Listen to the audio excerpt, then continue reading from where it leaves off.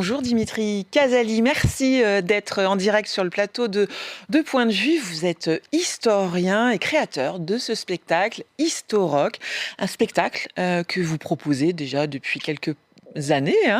5 ans. 5 ans. À des municipalités pour le présenter, c'est ça, à des publics scolaires.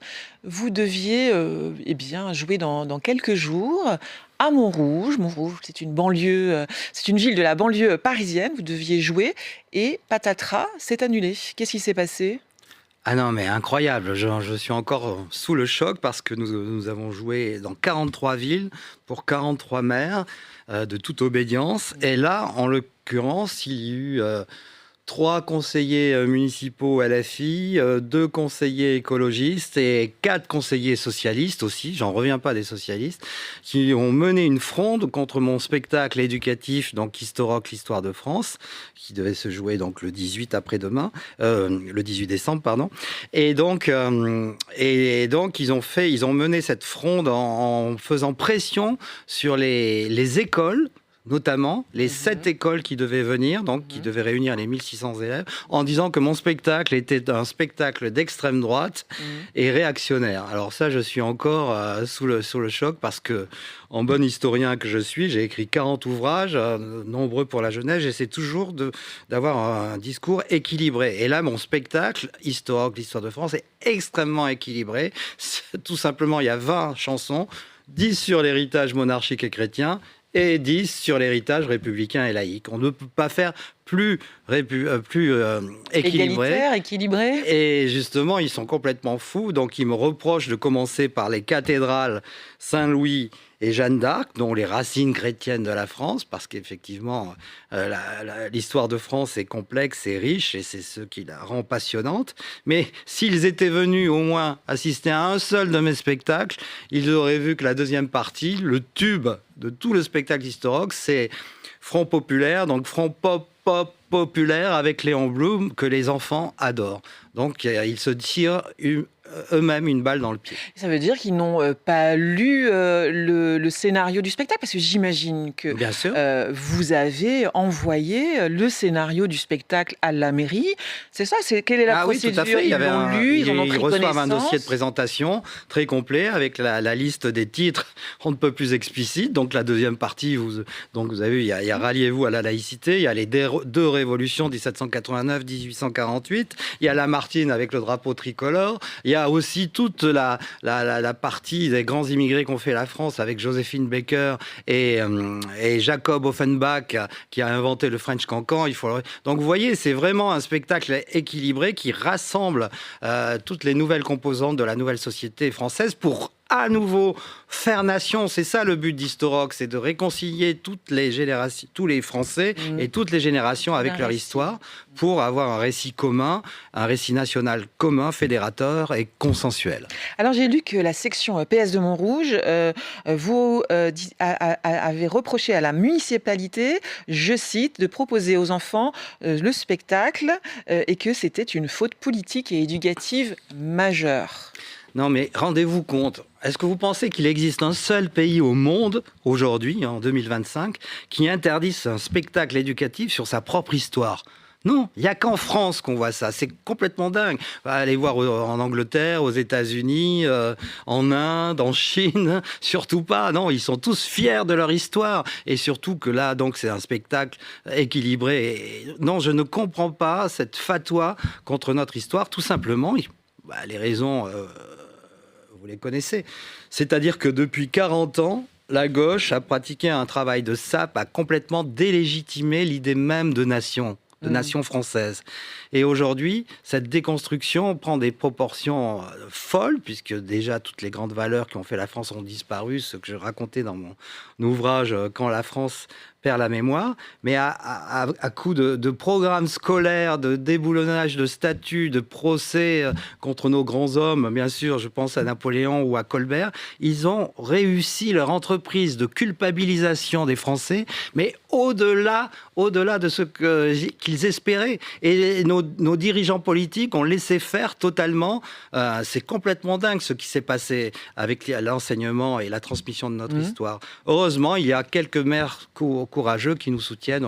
On va sans doute en parler tout à l'heure. Mais comment vous avez appris? C'est le maire qui a pris son téléphone, qui a décroché son téléphone, qui vous a dit: «Écoutez, Dimitri, le spectacle est annulé»?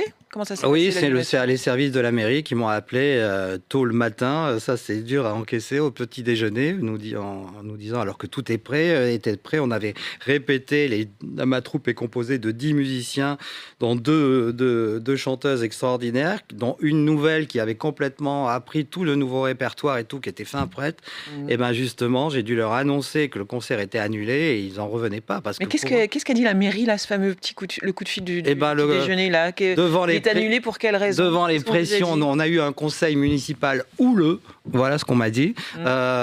et on a dû annuler votre spectacle sous la pression de Sous ces la élus pression. LFI, écologistes et du Parti socialiste, aidés surtout en sous-main, ça il faut le préciser, par Sud Éducation, donc le syndicat éducatif là, Mmh qui est mh. très tout puissant dans certaines banlieues.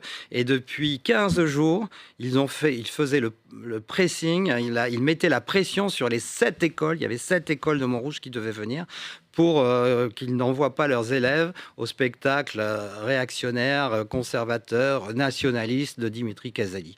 Ça veut dire qu'il passait des coups de fil aux directeurs, directrices d'école, c'est ça? Pour dire: Et «N'y allez pas, c'est, Dimitri exactement. Kazali est un affreux nationaliste»? Voilà, et surtout auprès des professeurs, parce que vous savez, il existe la liberté pédagogique en France et c'est chaque professeur qui est libre d'amener sa classe au spectacle éducatif ou non. Mais j'imagine que les professeurs, avaient pris connaissance de votre spectacle, ils l'ont pas tout à fait découvert, non? Non, Pas tout pourtant à il fait? existe en faisant une Mmh. petite Une recherche recherche, ouais, c'est sur ça. voilà, historique.com ou sur notre chaîne YouTube Historique, l'histoire en musique et vidéo.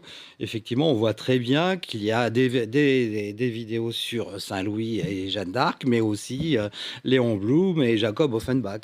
Alors l'autre «reproche» entre guillemets que vous font, ces syndicats et élus, de gauche, notamment, toujours la section PS de Montrouge, je le cite, hein: «Derrière ce vernis ludique», hein, donc c'est votre Mm. spectacle, «se cache une offensive réactionnaire soutenue par le fonds du milliardaire d'extrême droite, Pierre-André Stérin, un récit national aseptisé, idéologiquement orienté qui gomme les complexités, minimise les blessures coloniales».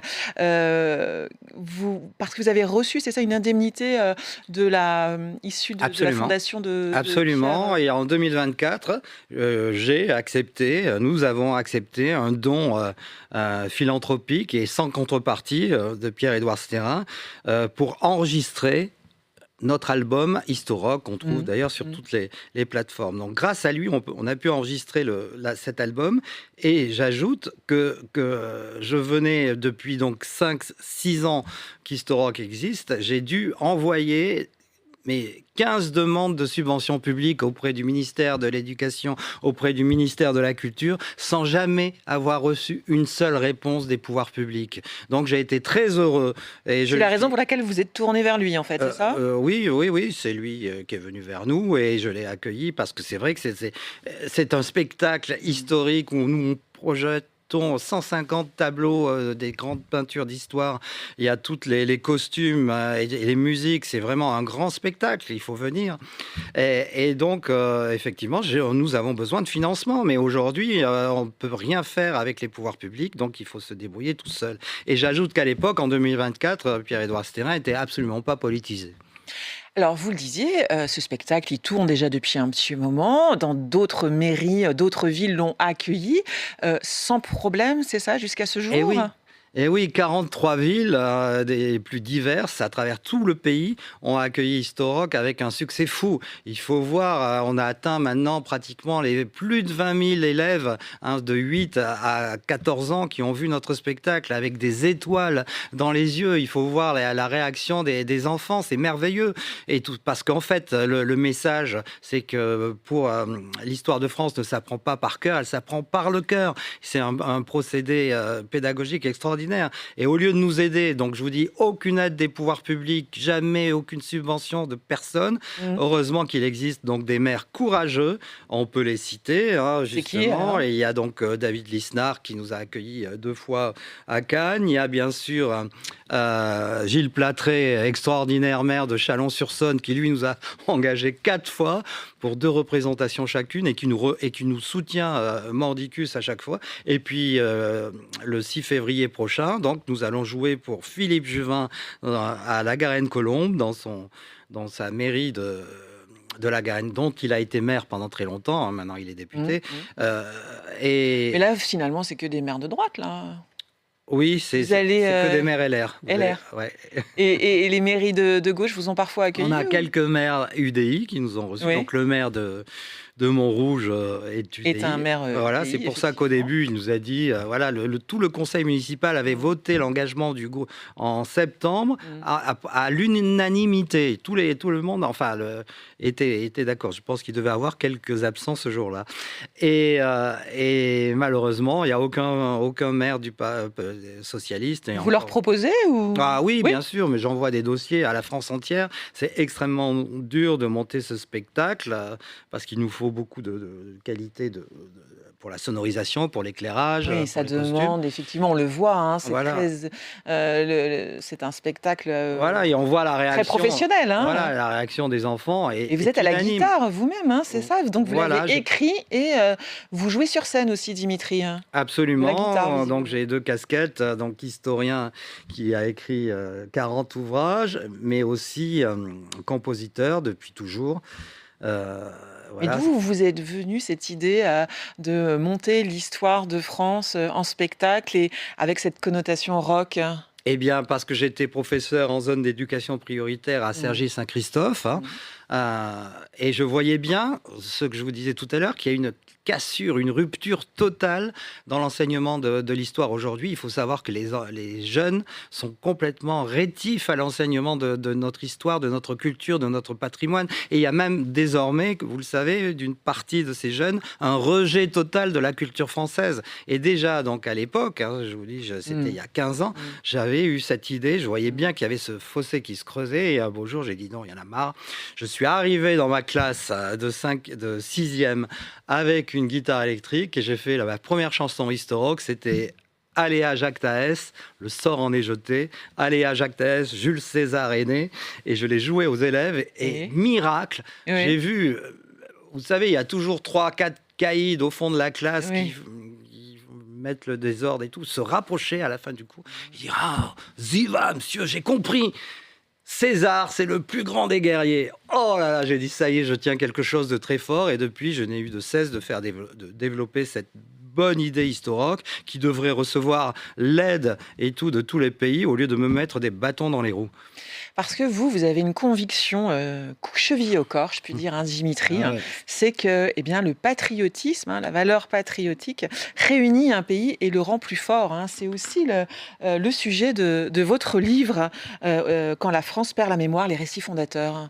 Et oui, c'est incroyable. Je vous dis, depuis 40 ans, la France est en train vous avez vu, de s'écrouler, de s'effondrer, mais à tout point de vue. Je pense que la crise que nous vivons aujourd'hui est avant tout éducative, parce que justement, ça donne c'est grâce à cette fierté d'être français et de cette histoire qu'on peut aller vers l'avenir et conquérir des positions dans le domaine économique, dans le domaine... Voilà, ça donne vraiment de l'envie d'affronter l'avenir. Et aujourd'hui, les Français capitulent dans tous les domaines parce qu'on leur met vraiment des charges extraordinaires.